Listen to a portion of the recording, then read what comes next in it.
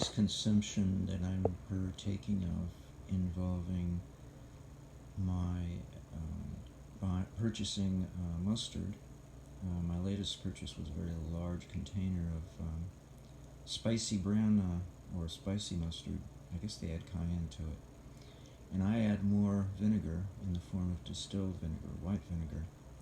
And then I add food-grade diatomaceous earth, and so the vinegar, being that it's mostly water anyway, 95% of it is water, is to help moisten the dryness that the diatomaceous earth is imparting to the mixture, to try to moisten it up, and with the appropriate addition of vinegar, not just water. What else? Oh yeah, I added additional turmeric because the addition of the extra material would have diluted down the yellow color, and I like a nice bright yellow color. But the spiciness of the mustard and the cayenne is spicy enough for me, so I don't mind diluting that down further. Well, the effect that this has had on me is kind of like, it's amazing. It's kind of like bringing back my innocence of youth, because normally I'm a person very readily prone to distraction. And I like to think of myself as focused, but that's only when I'm working on writing or something similar to writing, when I'm at the computer, when I'm doing simulation work on various circuits. Although actually I'm more focused when I'm writing, because I know exactly what I want to write. While with circuit development, I don't know what the hell I'm doing, so I just bumble and fumble around, and it's kind of unnervingly stressful, because I have no idea whether or not I will have an outcome, or whether or not it'll be beneficial, or, am I wasting my time? I never know how it's gonna turn out. But with writing, I always know, because I know I can do it. I just sit down and I write. Doesn't mean I won't rewrite and redraft, but at least I know what I'm doing, more or less. But that innocence has made it possible for me to focus in other areas of my affairs that I normally can't focus. And only if it's an immediate thing. It doesn't last long. It's an immediate result from taking that mixture. And I think it's the fact that I put the diatomaceous earth in there grounds me, because alcohol is the direct result of fermentation of carbohydrates, and vinegar is the direct result of the fermentation of alcohol. So in a sense, the distracted mind of an alcoholic is not much different than the distracted mind of a person into vinegar stuff. The difference being, though, that alcohol leads to something else while vinegar does not. Vinegar is the termination of the fermentation process. In fact, its presence suppresses the activity of yeast so that they can't ferment carbohydrates into alcohol anymore. They have to stop. It's a negative feedback for them. It's kind of like living in your own shit, basically. Alcohol is not shit, it's a high, it's a drug. But vinegar is not a drug. You can't get addicted to it. Might be habit forming, but it's certainly not addictive. Which is a good thing, because it's the end result of the fermentation process. So it takes the thought to its natural conclusion, which is vinegar. In fact, anyway, so now it's interesting to also note that beer tends to be very high in hydrated silica. For some reason, I don't know where. It must come from the hops. I don't know. Wherever it's coming from, it's there.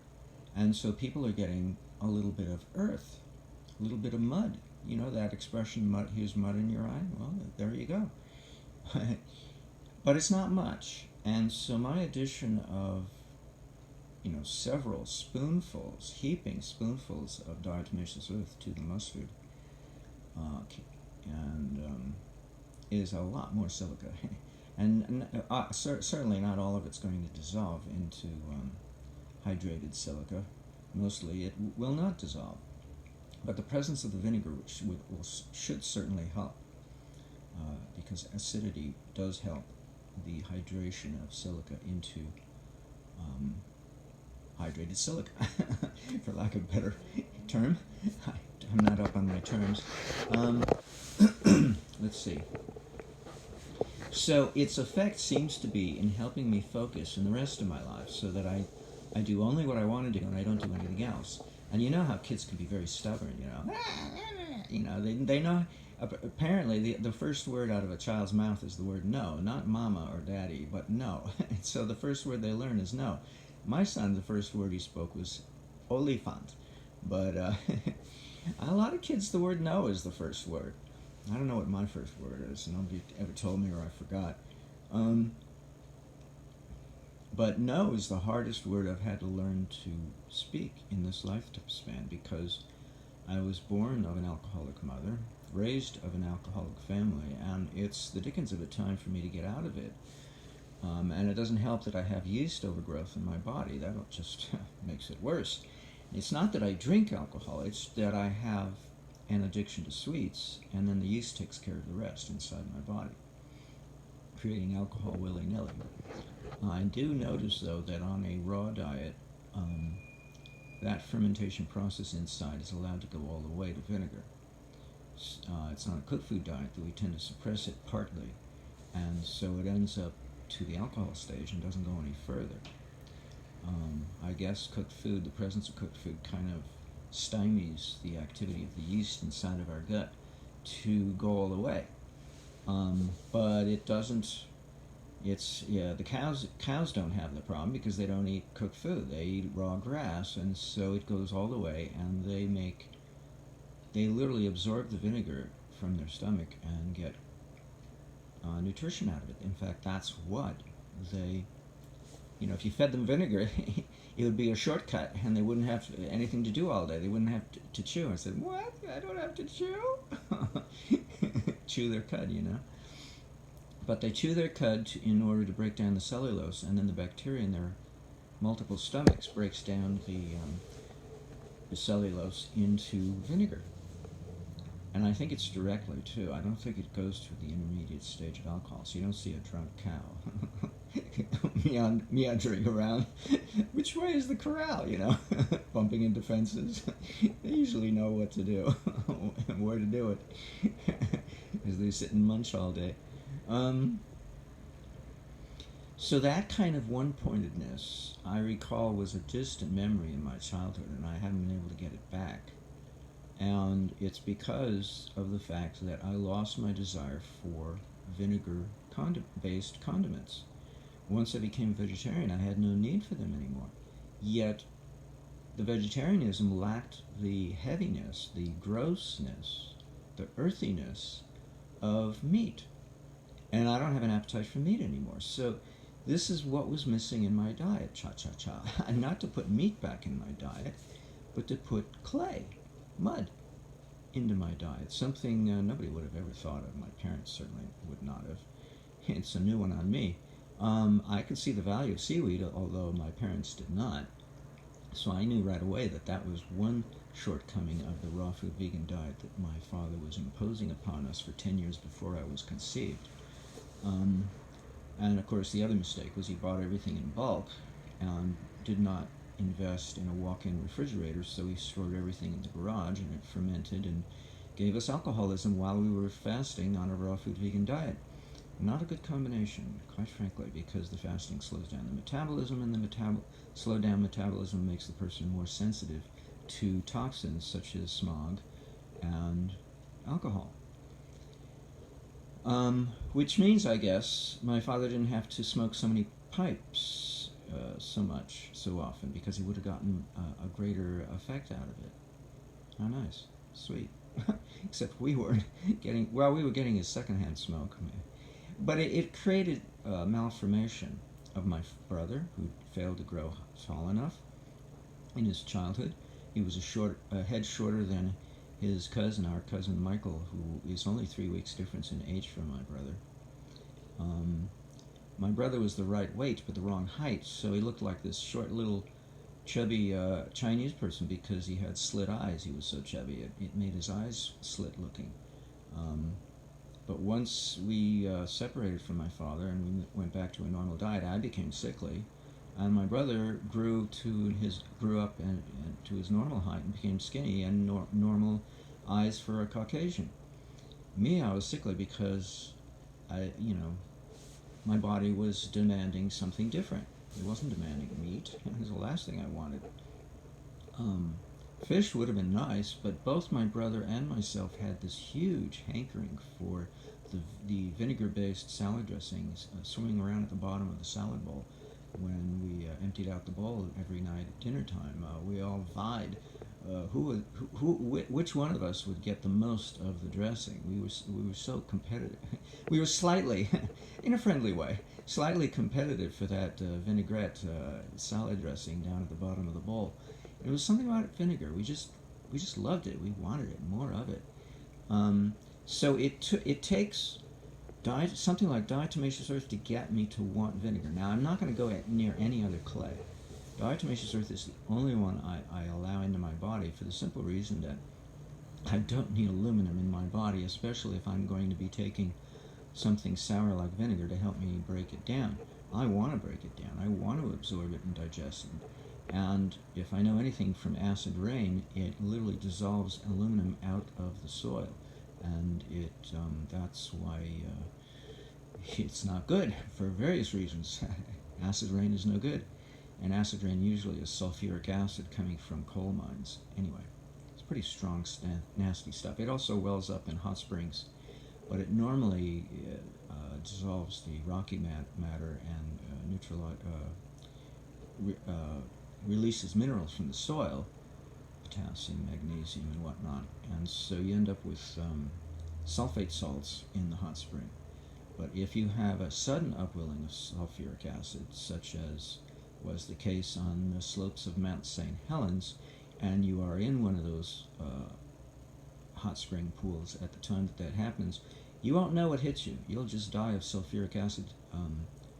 Third degree burns to your body. Your body will just dissolve beyond third degree. It'll just dissolve it'll dissolve everything, your bones, everything. There won't be anything left. I very distinctly remember that scene from a movie about Mount St. Helens. Joe Dante, I think, was the director, and whenever I see his name on the credits for a movie, I go, oh shit, because it's a very scary movie. It's very hideous. Anywho, so this use of vinegar has really changed my focus. I know exactly what I want to do, and I don't want to do anything else. And I want to do multiple things that are self-contradictory, but, that's life, but at least I'm focused. I have a set of goals, and I'm focused. When I was a kid, I had no idea what I wanted out of life because I didn't have clay in my diet in the form of diatomaceous earth. And when combined with an acid medium to help hydrate some of it so that some of that silica can get into the tissues of the body and be absorbed through the walls of the gut, instead of all the silica remaining inside the intestinal tract, it's okay. At least it does something. The silica of the diatomaceous earth are little tiny microscopic razor blades that slices and dices parasites, and that's a good thing. But some of it should get into the tissues to help kill off parasites inside the body. And so, since I lack stomach acidity, there's no hope in God's heaven that I'm ever going to absorb a whole lot of silica into my body. So combining it with something like mustard, some kind of vinegar-based condiment that has no oil, because I don't want to coat the diatomaceous earth with oil. That would be nonsense. It would be useless. But I do want the vinegar. And so that must be why I'm making my potatoes differently. I bought these potatoes that are like ready-made. And all you have to do is reheat them. They already had oil all over them and rosemary, and it was a little too salty for me, but the oil was humongous. It was awful. It was atrocious. So the next one I got was from a different section of the supermarket, and it had no oil, and the potatoes were not pre-cooked. They were raw. So I had to cook them longer, at least three times longer to get them cooked, because they were not cooked at all yet. And it said to add oil, and I did not. I said, no way, Jose, am I going to add oil? And I'm not going to add your packet of seasoning either because it's loaded with salt. So I just threw that away, and I realized, well, hell, I can do this, buy my own potatoes and do this. I don't have to pay extra money to get a tin of potatoes and throw away the aluminum tin. I mean, I'm busy throwing things away. What a waste, for $4, $5, whatever it was. So I bought a bag of potatoes. So my next batch will be my own, supermarket variety of potatoes instead of anything fancy schmancy. But now I know. I was kind of dismayed because the way I used to cook potatoes was to boil them in water, and it's kind of like, come on. But the only way I knew how to make potatoes was the way my mother showed me how she made it. She wrapped them up in aluminum foil and stuck them in the convection oven and cooked them for an hour or whatever. And I thought, gee, if that's the way I'm going to do it, I'm not going to do it because I don't want to surround them with aluminum foil. So now that I have this little electric toaster oven, there's no need to surround it with foil. I just have to be careful I don't overcook it, because if I do, it's a very interesting thing happens to potatoes. They turn into potato chips. You hear these popping sounds, and then you know it's done, and you're going too long. It's overdone, because the starch is literally popping. It's undergoing the same popping procedure that popcorn goes through. And it literally tastes like a potato chip, that little popped piece of the inner insides, the innards of the potato that pops out. It's really bizarre. Interesting. It's edible. I can eat it. Unlike popcorn, I cannot eat it. It gets stuck between the huge gaps in between my missing teeth and separated teeth. But this is softer. It's potato, so I can still chew it. The only thing that's difficult is the skin becomes quite leathery. But still, I can chew that. So I found a new way to cook potatoes. How about that? I'm learning. I'm still growing, thank God. The one fear of a meditator, of a yogi, is the failure to grow, because the whole point of being a yogi is to accelerate growth. And so the nightmare is not to grow. For somebody who's busy accelerating growth, the last thing we want to do is stop it. And so we tend to over-accelerate it, and that's why Charlie Lutz would say, smoke a cigar, burn some incense, eat a steak, walk barefoot on the early morning dewy lawn, take a cold shower. What most people say, take a cold shower or think of baseball, but he had his additional, ideas that were a little bit more grounding. A steak, but I can't do all those things. I get sick from smoke. I get sick from eating meat. I'm lazy and too old to get up in the morning to walk barefoot on the wet lawn. I don't want to. I don't want the shock. Certainly not going to think of baseball because it's not my sport. If anything, I'll think of co-ed volleyball, beach volleyball, or what's the other one? Cold shower. The only time that's useful is in the middle of summer when it's broiling hot and I need to cool off as it is. So those options he gave us, none of them are suitable. I don't like any of them. Oh, there was one other he said. Jog in Central Park. He said that to somebody who lives in New York, and the guy said, but I'll get mugged. And so he said, run a little faster. Oh, Charlie was funny. So this works. Clay actually works. It actually grounds me. And I can add it to something like mustard. I looked over all the mustards yesterday at Walmart, and I decided the spicy mustard was the best way to go because it had no wheat in it. Some mustard mixtures have wheat in it, and I'm allergic to wheat, and I'm trying to stay away from the stuff by choosing gluten-free. That's the easiest way to go. Not that I have to be gluten-free. I just have to stay. I know I have to stay away from oats, and I'm learning now to stay away from wheat. I'm exercising my self-discipline to a degree I've never been able to do before because I'm really sick and tired of being sick. I'm getting old, So I chose a mustard that had no white wine. I didn't want any wine. Nothing to do with wine. I'm trying to get away from that. What else? Oh, and sugar. So I chose not to buy honey mustard because I noticed that all of the honey mustards have additional sugar added along with the honey. It's like, what? So when I made my mixture last night, I thought, well, maybe I should add some honey back in there. And then I realized, no. I tasted it without the honey. And I don't need that. I don't need sugar. The spicy mustard is quite interesting. I think they add cayenne to it, which is fine with me. I have to take cayenne at the end of a meal anyway. And the nice thing about vinegar is that it potentizes spices. So the cayenne is more potent, the mustard seed is more potent, the turmeric, it potentizes everything. So I don't know why I don't make use of it more often, but it's always been so harsh, and that's been the problem. So adding diatomaceous earth food grade to it really takes away the harshness, so that I actually enjoy it. How's that for something? And in fact, I can tolerate vinegar to such a degree now that I've gone back to experimenting its use in the humidifier by my bedside. So I use distilled water to dilute down the vinegar, because unlike the vinegar that I add along with the diatomaceous earth to the store-bought mustard, I do not use vinegar straight from the bottle. I dilute it down with distilled water. I mean, it's already diluted to 5% strength when we buy vinegar from the market, but I have to dilute it further when I add it to the humidifier, or else it'd be way too strong. And I add a little coil of silver wire, 4/9 fine, to the bottle of distilled vinegar so that it can steep in there. And I also add a little piece of silver coil inside the bottom of the humidifier, but I have to keep it away from the diaphragm, or else it gets in the way, and then the ultrasonic vibration fails to elicit any fog coming out of the machine unless I move the wire off to one side. But it's humbling, see. I like it because it's humbling. I tend to be a bit of an egotist, oh, I'm so smart, But that may be true, but it doesn't help to be an egotist, because then I truly have a fault that I do not need to encourage. I do need to be smart. No, there's nothing wrong with being smart, but there's no need to be a snoot about it.